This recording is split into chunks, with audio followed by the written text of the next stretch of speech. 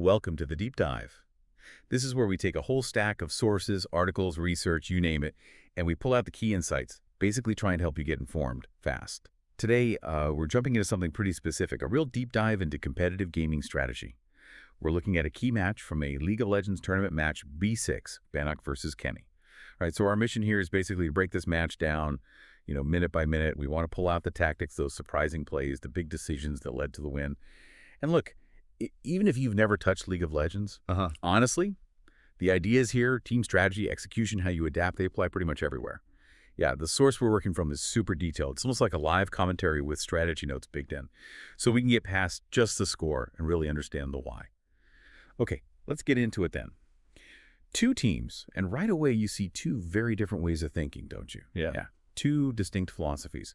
First up, Bannock's team, the Commander's cohort. Their lineup was Shen up in the top lane, that durable duelist. Often isolated up there.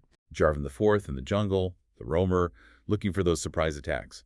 Azir holding down the mid lane, big magic damage potential there. Your classic control mage. Then Ezreal as the ADC, the main damage dealer, attack damage carry, and Taric as support, providing that vital protection and control. So looking at those picks, their style seems pretty clear, right? Objective-focused, patient. They want those big 5v5 fights later on. Definitely. A composition with tanks to engage and carries that get really strong late game. And their strengths. Well, you've got Shen's global pressure. That ultimate ability lets him jump into fights anywhere. Huge. That's massive map pressure right there. Plus, Azir and Ezreal scale really well. They just get stronger and stronger.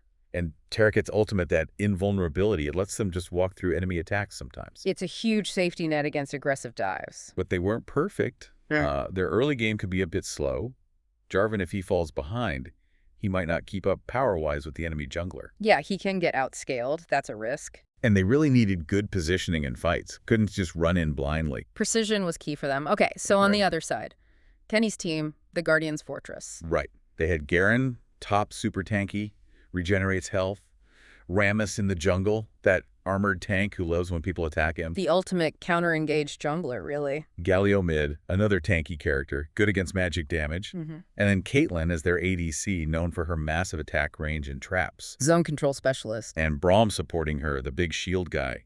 Tons of protection. Yeah, their whole deal was basically being this unkillable wall, right? Protect Caitlyn at all costs. Exactly. Super tank heavy, focused on peel that's protecting your carry. Grind the enemy down through durability and counterattack. Their strength is that extreme safety. Very hard to dive onto Caitlyn with Braum, Galio, and Rammus there. And Caitlyn's traps could control choke points around objectives really well. But the downside, less damage overall, apart from Caitlyn, if she gets taken out. Big trouble. Yeah, they really needed her alive. And they maybe had less ability to just start a big fight later on. It's fascinating, isn't it? These team comps immediately set the stage. Bannock wants this methodical siege. Kenny wants this impenetrable defense. It's like a strategic blueprint laid out before the game even starts. You can almost see the clash of styles coming. Exactly. It's a chess match from minute one. Okay, so here's where it gets really interesting. Those first moves. The early game, say 0 to 15 minutes. The opening gambits. Always crucial to see who sets the tone. So top lane, Garen was pushing hard, putting pressure on Shen.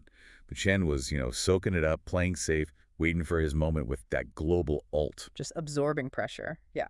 Standard Shen play. Mid lane, Azir was just farming, scaling up safely.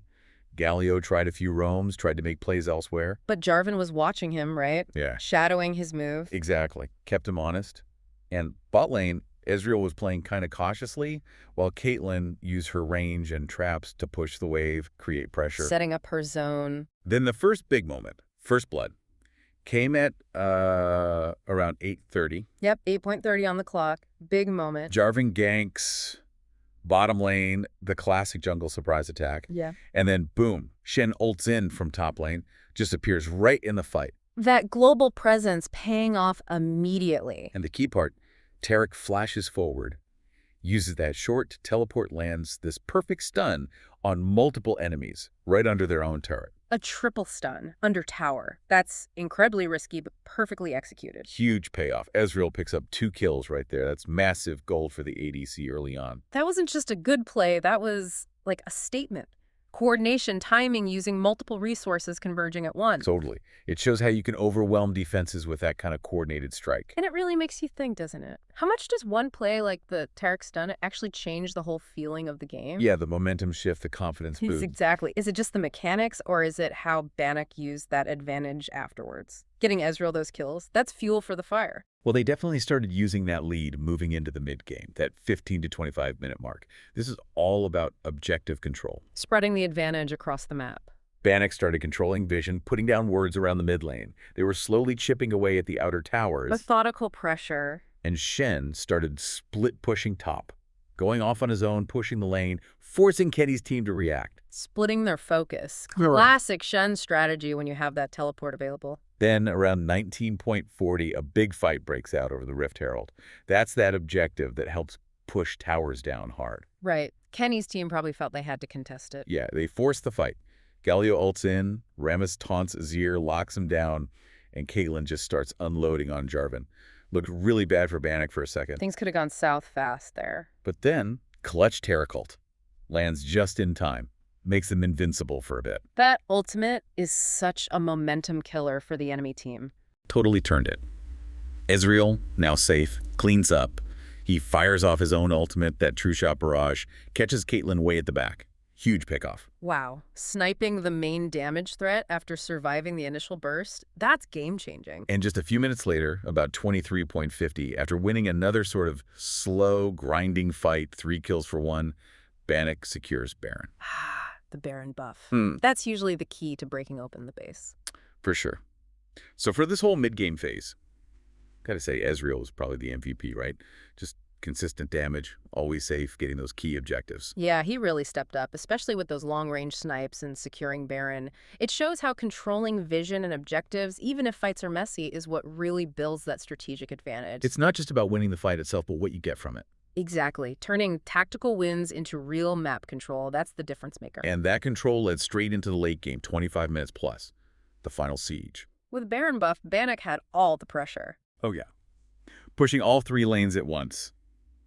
Kenny's team was forced back, just defending under their inhibitor towers, basically turtling up. Desperate defense mode. Then, the killer play. Around 29.0, Bannock pulls off this brilliant fake Baron bait. Oh, the classic misdirection. Love it. They make it look like they're starting Baron. Draw Kenny's eyes over there. But Shen is actually split-pushing hard down in the bottom lane. Forcing Kenny to make a choice. Commit to Baron defense or deal with Shen. And Kenny's team makes a fatal mistake. Rammus just walks into the Baron pit without checking if it's safe. Face check. Oof. Blind into the darkness. That's usually curtains. Instantly caught. Jarvan and Azir just collapse on him. The whole fight blows up right there. A trap is sprung. Caitlyn manages to grab 1 kill back for Kenny, but Azir just goes wild, slides through their front line, hits this massive 3-man Emperor's Divide. That wall of soldiers just pushes everyone back. Devastating crowd control. Sets up the whole team. Ezreal follows up, cleans house. It ends up being a clean 4-for-0 fight for Bannock. Total wipe. And that face check. It just highlights how crucial vision is. Right. One mistake, one moment of carelessness, and the game is over. Absolutely. Bannock's execution was great, but Kenny handed them the opening on a silver platter there.